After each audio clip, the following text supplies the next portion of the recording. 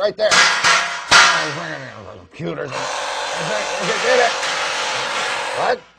Okay. Oh, hi. Today we're going to show you what makes a computer work. Oh, you just plug it up? What makes a computer work? Well, it's quite complicated, actually. You see, zero insertion force sockets on the central processing unit allow for median distribution of electrons to the GUI and the BIOS. Now look, it's not quite that easy, but it's not quite that complicated either.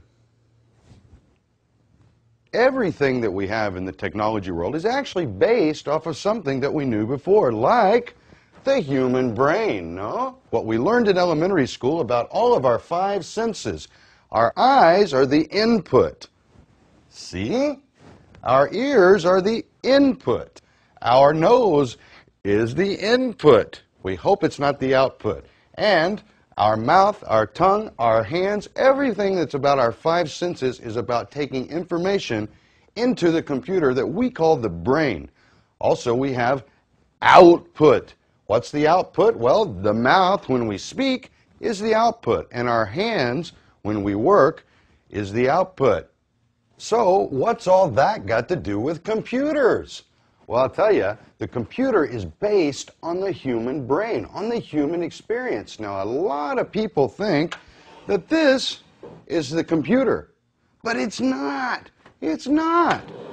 This is actually the computer. Here's the brain.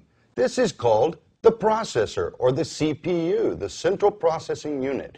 Just like the brains in our heads, this brain inside the computer on the motherboard actually relies upon input from the outside, and then it gives us, the users, output. We must tell the computer what it's sensing, what it's hearing, what it's seeing. We do that by using things like a mouse and a keyboard.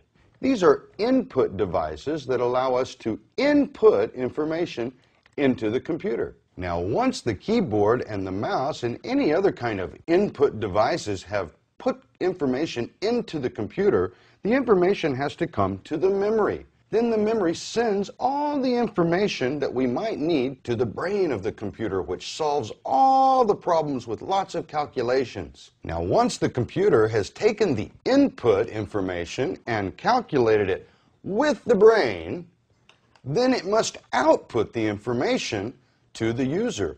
To do that, a card on the motherboard takes the information from the computer processor and sends it out to the user. This allows us to see the information coming out of the computer, just like the printer, when we print, allows us to see the information that comes out of the computer. Input, output, very important. The last thing that we really want to do is create some memories. Without memories, our experience of input and output has no meaning. That's where our friend the hard drive comes in. The hard drive is just like the memories in your head. Remember when? This little thing right here is what stores all of the memories of the computer. All of the files, all the letters, all the things you've ever done on your computer get stored right here. That way, the next time we turn the computer on, we can go right back and do it all over again. Well, my friends, that takes us right back to the old human brain. Now you kind of understand a little bit about how computers work, but remember, just like going to school, don't forget to read the manual. Hey, the brain needs something to do.